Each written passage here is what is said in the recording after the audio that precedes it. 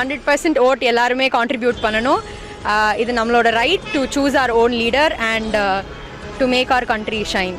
So கண்டிப்பாக எல்லோரும் vote போடுங்க. நம்ம ஓட் நம்ம உரிமை. ஓகே, என் பேர் ஸ்டீஃபன்.